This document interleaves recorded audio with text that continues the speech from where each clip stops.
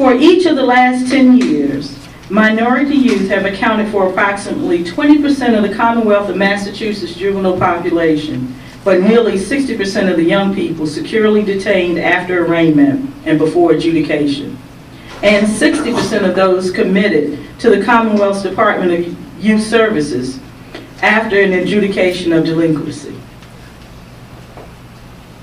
Although the Federal Juvenile Justice and Delinquency Prevention Act requires that the Commonwealth determine why youth of color are overrepresented and develop and implement a plan to reduce that overrepresentation, Massachusetts has done neither. Now, since that time, for the last 4 or 5 years, the department has been working very closely with judges and others for this detention alternative. And I have to say that I am impressed with the judges in the Worcester courts because they are looking for alternatives. But there are some structures that create what I've learned in the last few years is a difference between disproportionate representation and disparity. Disproportionate representation means that the numbers themselves are overrepresented. Disparity means there are laws or policies or practices that lead to different treatment of different people. There's a real difference between disproportionality and disparity.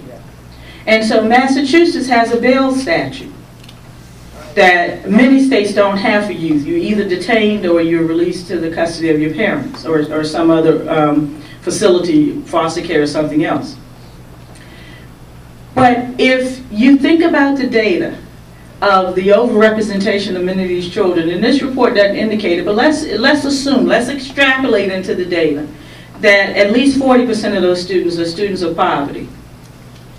And the judge posts a $500 bail. If I'm receiving free lunch, how am I going to get a $500, close to $500 bail?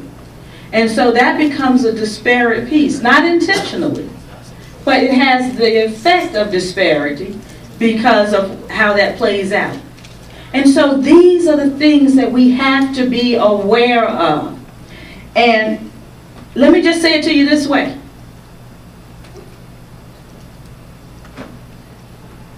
When public education was afforded to all people, regardless of race,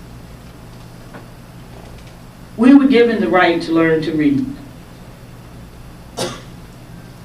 When slaves were told that they couldn't have a copy of the Bible because they didn't want anybody to be able to read, and they weren't taught to read, they still learned the stories and passed on the information.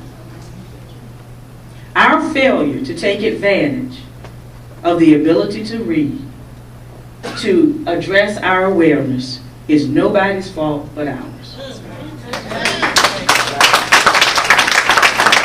And stop getting all of your news from the internet, from the newspaper, and what anybody else tells you in the street. Read for yourself. Every time I speak before a group, I have books and reports and things, because that's what we have to do. Awareness is about not waiting for somebody else to tell you. It's about capturing the information for yourselves. I'm so happy that there are young people here in this audience today, because if you don't think reading is valuable to you, let's spend a day together. And I'm going to show you what life looks like when you can't read. Because when we go into the jails and we begin to look at the stories of our youth who are incarcerated, regardless of color, the majority of them have some academic difficulties that resulted in acting out behavior over time. And then that's their cycle. Because even when they get out of prison, if they can't read well, what's their future? You're right. The economic forecast is very strong for this community. But unless the children in this community are educated well, it will be others who will fill those positions. And we have no one to blame but ourselves. It is time for us to stop fighting the higher rigorous graduation requirements of Mass Core. It is time for us to stop saying not every child should have 4 years of math in high school. It is time for us to stop saying that our students shouldn't have at least 3 years of lab science in high school. It is time for us to stop saying that our students shouldn't have at least 2 years of a foreign language in order to get ready for college. And it is time for us to stop saying that they shouldn't have advanced placement or dual credit opportunities. That's where we fall down as a community. That's where we fall down. If we don't hold the policymakers to a standard, then we get what they give us because we have not stayed away. That's right. Now, I promise I wasn't going to preach all morning. You got me on the table.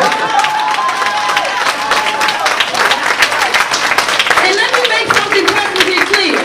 This is not just about black kids. That's right. Or children of color. This is about all kids. Because when you look at the Worcester Public Schools data, white kids of poverty are failing at the same rate as our poor children of color. That's a system failure. It is time for the conversation and the debate to be about the real things. To be about the real things. It's time for the debate to stop being about me. Okay? It's really time. Because in case anyone hadn't checked, I didn't create No Child Left Behind. I didn't create the act relative to the achievement gap in Massachusetts. But I be doggone, I'm going to be responsive to making sure that every child has the opportunity. It's time for the debate to be a real debate about what's happening for our children. That is awareness.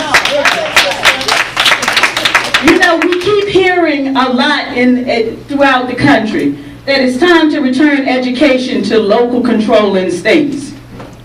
I worry about that because I grew up in Virginia, and there were a number of school districts in Virginia that closed its schools in the 50s, including Norfolk, Virginia, where I came from, rather than integrate. Right. Brown versus the Board of Education in Topeka, Kansas became a federal mandate for equal access. Special education laws came at the federal level. I'm not comfortable with having all education being in local control. I'm not comfortable with that. Because I think the history has shown the greater access has come through some of the federal issues. Now, let me also say, I don't agree with everything that happens at the federal and state level. Just had a conversation with Arnie Duncan this week regarding some concerns. And conversations with the Secretary of Education and our own commissioner. But I think we have to pay attention to the message and when they say, where should the control of education be? Because those of English language learners, all of those are federal mandates. If it was not for that being at the national level, we wouldn't be having this conversation. There's one other study I want to draw to your attention on awareness, and then I'll move quickly to my closings on advocacy and action, because I think you've been feeling part of that throughout what I've been saying. But I've just been made aware and actually got access to an unpublished study dated March 22nd, 2011. That's a policy analysis exercise that will be linked very shortly on the Child Advocacy website at the state level. But it's entitled, Dismantling the Cradle-to-Prison Pipeline, Analyzing Zero-Tolerance School Discipline Policies and Identifying Strategic Opportunities for Intervention. And this was prepared by a young lady named Jen Vorse Wilkham, who's a master's candidate at a Harvard Kennedy School. And I think this is a powerful, powerful representation of this work. And it's really interesting. Worcester was one of the districts that she used in her study to look at our zero tolerance policies.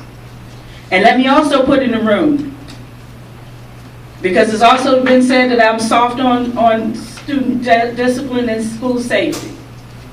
I am no fool. You all, no one will send children to an unsafe environment. School safety is first and foremost in my mind.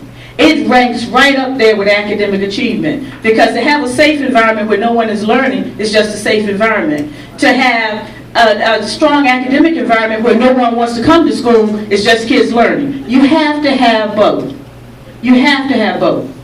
But what I do know is that zero tolerance for the behaviors is what I stand by. The stuff in the street cannot play out in my schools, and I don't have any problems going toe-to-toe with the best of them to tell them that. Okay? The mess in the street has no place in my schools. And so if you can't calibrate yourself with support and intervention to be successful, then you have to go. Because my other children deserve the right to be safe in school. But I also know that zero tolerance doesn't mean a one-size-fits-all solution to what can happen in school. We've seen it all across the country. Remember when the Free Gun School Act came out in the 90s? And in response to Columbine and all that, it was an appropriate response. But our interpretation of it in school systems really got ridiculous. I remember the little 5-year-old kindergartner in Virginia who was suspended because they had gone to one of the theme parks. And you know how you get the little prizes and things? It was a little metal gun. I mean, it was no longer than an inch. And they had it on a keychain, and they wanted to put that baby out of school for a year.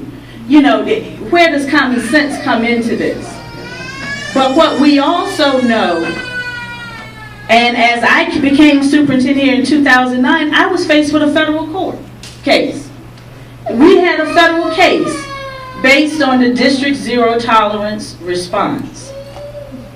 And so I can't get into the details of the case, but what I can talk about is what our response had to be and what the judge said to us.